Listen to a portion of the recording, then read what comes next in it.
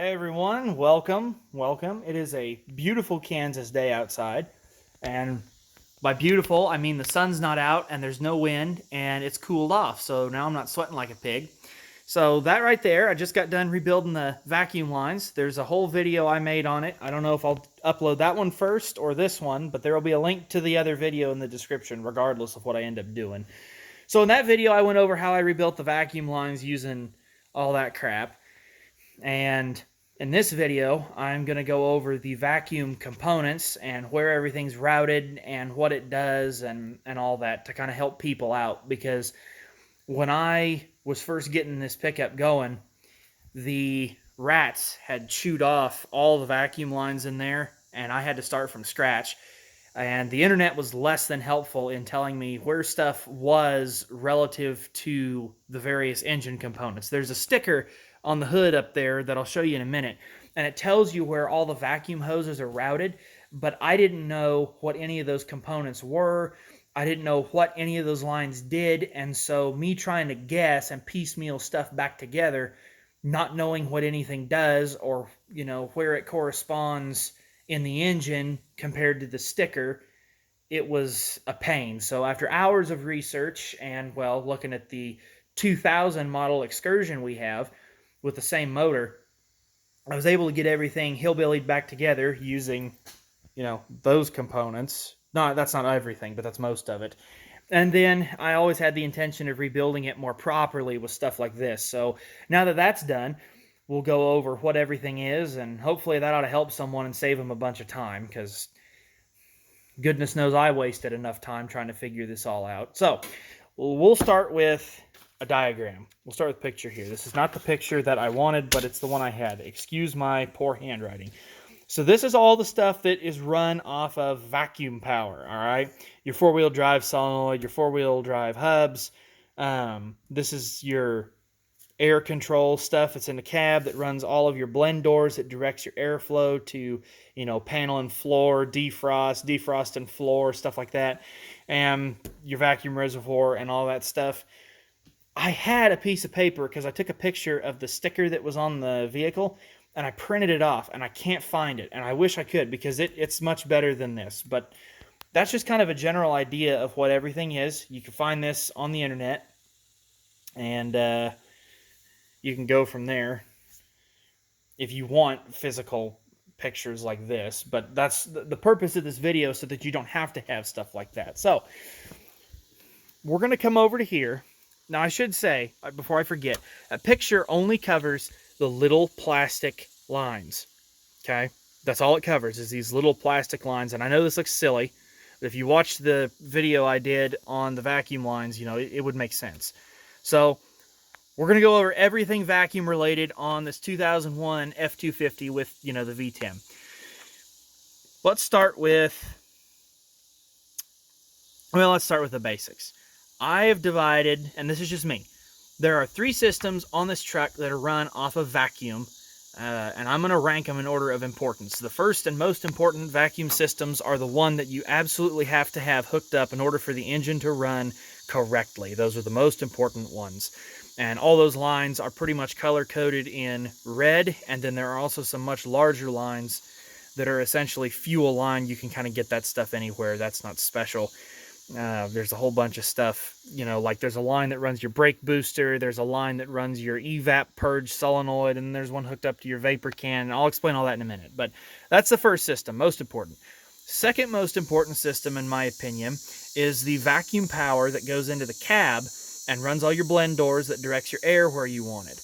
Now, Ford was pretty smart when they did all this, because if you don't have any vacuum power to your louver doors in your cab underneath your dash, then by default it comes out the defrost vent, and that is so in the wintertime, if something happens and you get in your truck and, oh my gosh, I can't direct the airflow where I want, well, it defaults to defrost if there's no vacuum power holding those doors in place to direct it otherwise, so that you can defrost your windshield and at least drive your vehicle.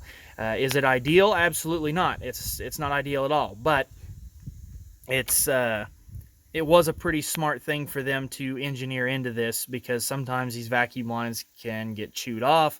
They can get pinched, they can get kinked, they can get brittle and break off, or, you know, somehow, some way, water might get in them and they freeze off, and then, well, you can't hold your vacuum doors in place or your blend doors in place with the vacuum power to direct your air.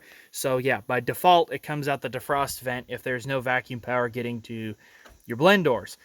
That's a second system. And the third system is your four-wheel drive hubs. Now, the reason I put the four-wheel drive hubs last is because, and you non-Ford guys might be a little surprised, you see this? These are called lockouts, okay? See, the Ford Motor Company is somewhat intelligent some of the time, and they leave their front hubs with lockouts on them so that if something happens and your automatic hubs quit, oh, look at that. Now you can lock your hubs in and you can use four-wheel drive. Chevrolet and Dodge do not do that, and I think that's pretty freaking stupid. This is a big deal to me, that you can lock your hubs in, especially because your vacuum lines, I mean, come on, like of all the things the rats could chew off, they're going to chew off the easily exposed wires, and they're going to chew off the vacuum lines. So having your hubs, being able to lock them, that makes this the least important vacuum powered system on your pickup. Because yeah, is it nice to get in it and just kick the transfer case in with the switch and have this work? Yeah, it's wonderful, but there you go. Now you're locked in and you got four-wheel drive. And then you got to unlock them, but that's the way it goes. And there's a cat. Power Stroke Panther, what's wrong? What's wrong? He's a good kitty. He's a celebrity kitty. Is. You gonna go kill some more rats? Huh? Good cat. So, least important system right there. But I do have it hooked up now. So, there's the sticker right there, okay? There's your vacuum hose routing. You can pause this, take a screenshot, and print that off if you want to. But that's the sticker I was referring to. And we're going to go... Sorry, I had to wipe my nose. We're going to go over all that stuff now. So we're going to start with the most important system on the vehicle. Now, where does all your vacuum come from is the first thing we need to figure out. It all comes from your throttle body. As your pistons suck in air, you know, because all that air is coming through here, and as your pistons come down on the intake stroke, they're sucking in all that air. That creates a vacuum, and that power is harnessed to run all sorts of neat stuff on here. All right, you have positive crankcase ventilation. That's your PCV.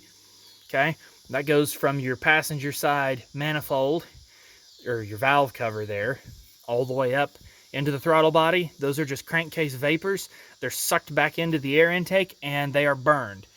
That's very important. If that's disconnected or leaking, your engine's going to run like crap, or it's not going to run at all. And if you don't believe me, start your engine up and then pull that off and see if it still runs, because I promise you it won't. So that's one system there. That's your PCV. This, it's going to say EVAP on the sticker. This is your evaporative emissions purge solenoid. Now, this works in conjunction with another system on there that is labeled CAN. I believe it's on that sticker. Let me look here. Yes, it is. Okay, so this right here is your vapor can. I did a video on how to replace it. I mean, it's one of the easiest things on the vehicle to replace. But the way this works, as the fuel vapors in your gas tank, because yes, even if you're in the shade or if it's cold outside, you're still going to have fuel vapor. So as those fuel vapors, you know, are produced, they get routed up here and they are stored in this can. This can is lined with charcoal, I believe. But the vapors are stored in here when the engine's not running, okay? There's a line right here, okay, that connects to that. When your engine is running, the PCM, the ECM, whatever you want to call it, detects, or, you know, it turns that solenoid on with the little plug in there, and then the vacuum power sucks the vapors out of that can around into the throttle body and burns them. And then once all the vapors are burned out of the can, then the fumes, of course, just go into the engine and are burned as the engine is running. You shut the engine off, that valve closes, and all the vapors get routed back to the can over there. The connection, because there are two hoses that go into this. One is a hose that goes around the back of the engine over to the can, and then the other one goes around back into the throttle body. That is a, let me think, I believe that's a 3/8 fuel hose is what all of that stuff is, and you can get that anywhere. The hose that connects to the can and then hooks onto the metal line that's down in there, that is 1/2-inch fuel hose. So that's your can over there, and your evap. Sorry, that's your evap solenoid. Cat's got something. What do you have, kitty, kitty, kitty?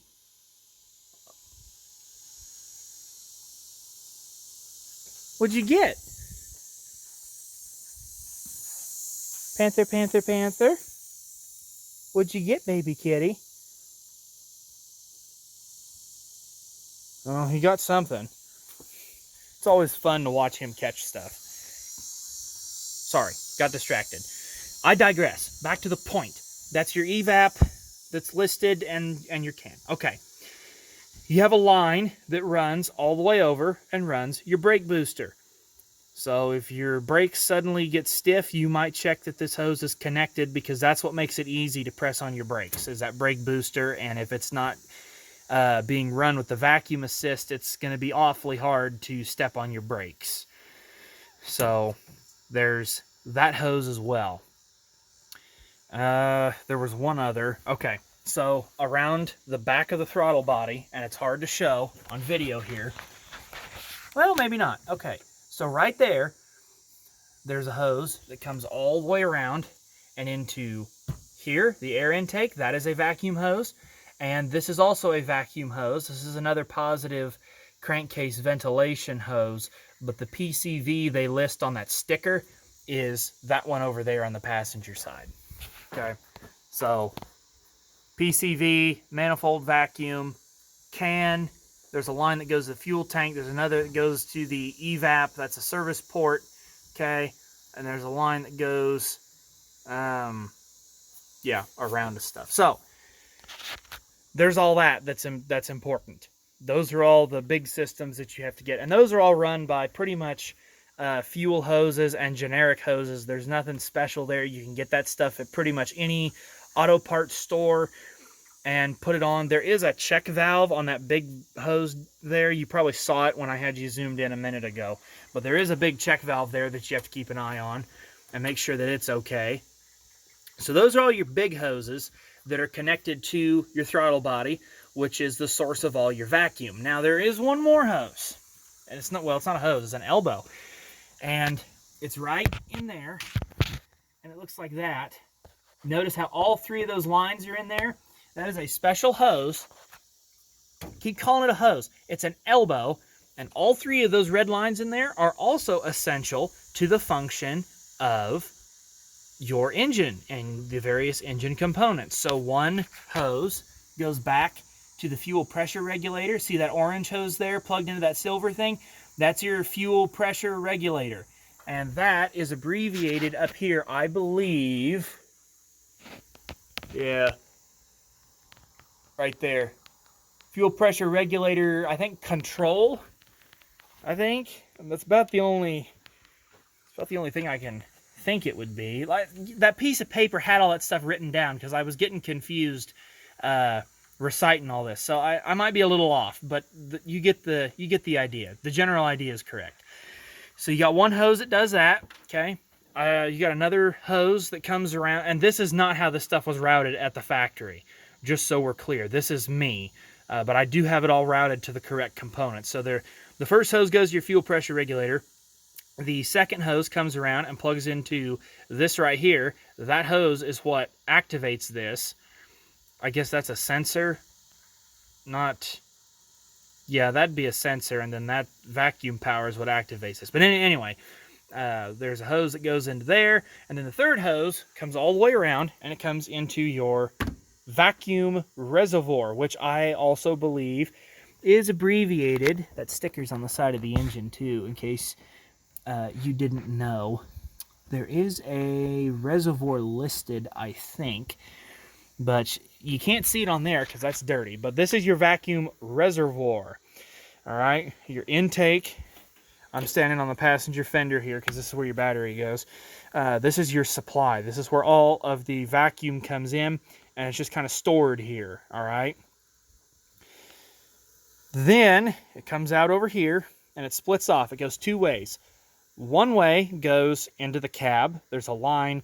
It goes under the evaporator core and everything. And I don't know if you guys can see it. Yeah, it's that black line right there. It goes down underneath the evaporator core and the blower motor housing and into the cab. It comes into the cab in the passenger footwell, up clear underneath and back behind the glove box, and I'll show you that here in a minute. But that's where one line goes, and then the other line, which I have color-coded blue, goes into here, which is your four-wheel drive activation solenoid, and that directs vacuum power out through that line off the end of my finger there, down to your four-wheel drive hubs. Now the way that's set up, and I'll go ahead and show, I showed it in the other video, but I'll show it in this one too. So your supply line comes down, okay, and then it splits off two ways. One line goes down, you see the one that's pointed down, and then the one that's really close to the camera goes to one hub, and then the other line that's going down goes underneath this piece of channel iron that's curved, and it runs through that and up to the other side and plugs into the driver's side hub. Excuse me. So that's how all of your vacuum is routed. In the video about fixing the vacuum lines, I explained how to do all that. It's not hard to get to, and I'm going to see if I can maneuver the camera in here to show you. It's not really hard to get to the vacuum stuff. Gosh, if I can show you. It might be on the other side. But, you know, you follow the vacuum hose, it just connects into the hub. It's not hard to replace if you need to. I left this hose alone. This is the original hose. There's nothing wrong with it. I don't think. I won't know for certain that the automatic hubs are still working until I go and drive it in the mud. And we're very dry right now. We desperately need rain, so that's going to be a while before I can test it, but I know I got everything hooked up like it's supposed to be. On this right here, on this four-wheel drive solenoid, because this is important. All right, you got two lines. You got a top, well, you got a top one, which is right there, okay? And you got a bottom one. The bottom elbow on this solenoid is the vacuum supply, okay? So this bottom one, which is the one, pay attention over this way, because they are crossed, but this one that I'm wiggling back and forth, you can see it moving where it's plugged in. That is the supply for the four-wheel drive solenoid, okay? That's a vacuum supply. The top one is where it comes out and is then directed and out over to both hubs. My understanding of the four-wheel drive hubs, it's not that the vacuum power switches them over to locked. It's that there's a mechanism in there, the way Ford designed the hub, when it's under vacuum, it locks the hubs as long as there is suction on it. And the minute that suction lets off or there's not enough of it, the hubs become unlocked. And then if that's not working correctly, or, you know, if it's too weak and it's not keeping your hubs locked in, because as you rev the engine, you lose vacuum power. You get the most amount of vacuum at idle, and the more you rev it up, the less vacuum you have. So if you have any leaks and you rev this up, you know, to 2,000 RPM or whatever, well, any weaknesses in the system are going to show pretty quickly. So, as I said earlier, in case that's not working, you can lock them in. And that's a big deal and a pretty smart bit of engineering on their part. And then, because I have to say, this little elbow right here, this is not smart engineering, okay? This is a 3/8 fuel hose that plugs into the, because there's a check valve on the PCV. It sits right down in there.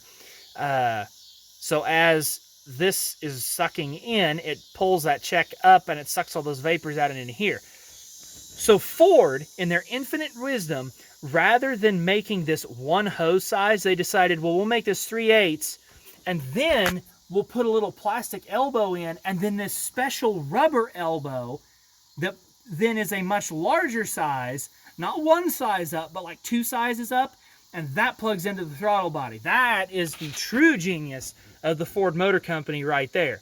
So while they're smart in that, you know, they direct your airflow to defrost by default, and they let you lock your damn hubs in, they do something stupid like this.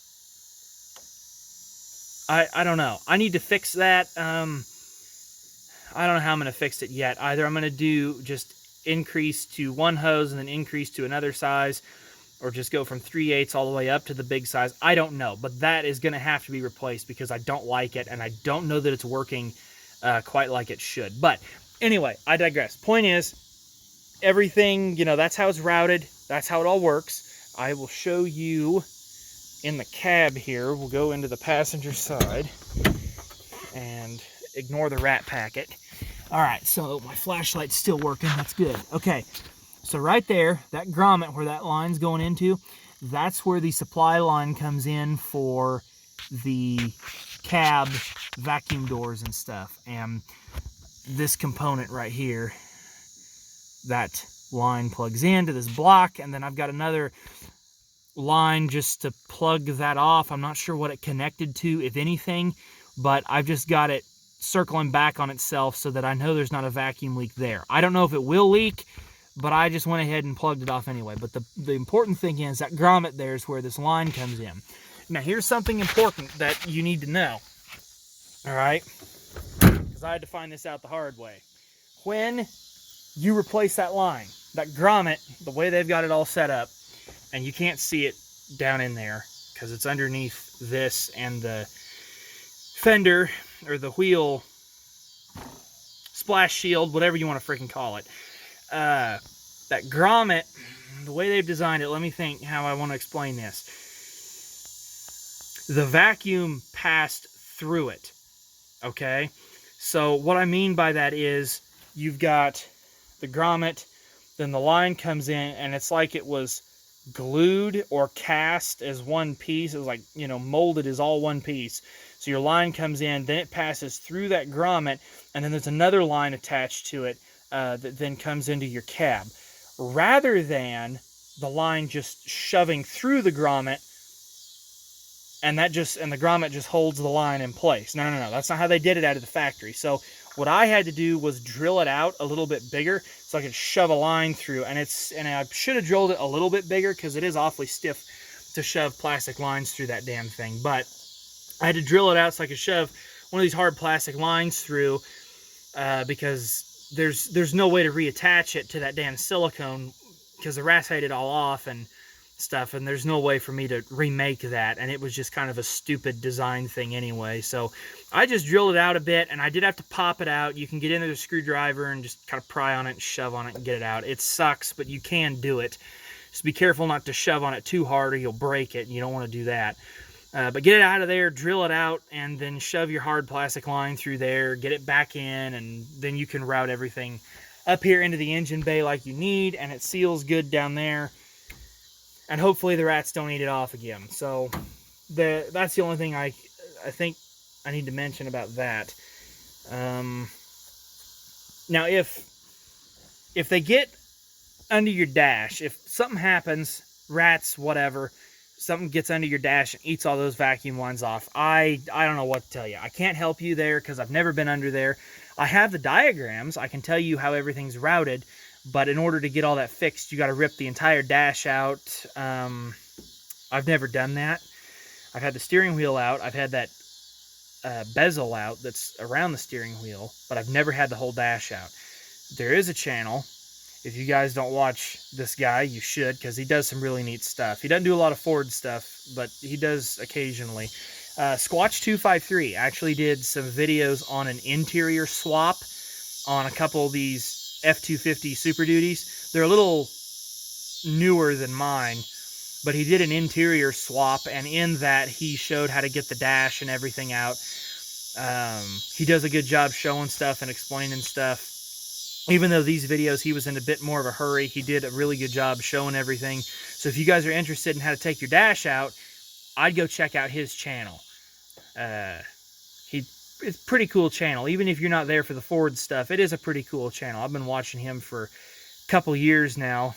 Don't regret it one bit. Very good channel. But anyway, back to this. That should cover all your vacuum lines, how they're routed, what they plug into, what everything on that sticker stands for, and how it all works. That's your vacuum power. There's a lot of it. There is a vacuum pump back behind the throttle body as well. just so you know. But yeah, this about covers everything, and I just got everything replaced. It should be okay for quite a while yet. This is a much improved system than what I had before, plus everything's hooked up, because I didn't have the four-wheel drive hubs hooked up before. So this is all a pretty good deal. I'm happy with the way all this turned out. Like I said before, if you guys didn't see the video on how I did the vacuum ones and put them all together, you might want to go check that out, because I got part numbers and everything in there too. And that might help you out if you're looking how to rebuild all this. But hopefully this helped explain what everything is, what's run by vacuum, what isn't, where everything's routed, stuff like that. Because, you know, like I said, this sticker, everybody on the internet, you go to search for help, and they're like, oh, just look at that sticker. They tell you how everything's routed, but they don't. That doesn't tell you everything, and it certainly doesn't tell you about these little lines right here. It's just not very clear. At least it's not to me. Maybe I'm just kind of stupid. I don't know. But in any case, that's all that. That's how it works. That's how it's routed. That's what it's supposed to, well, that's not what it's supposed to look like.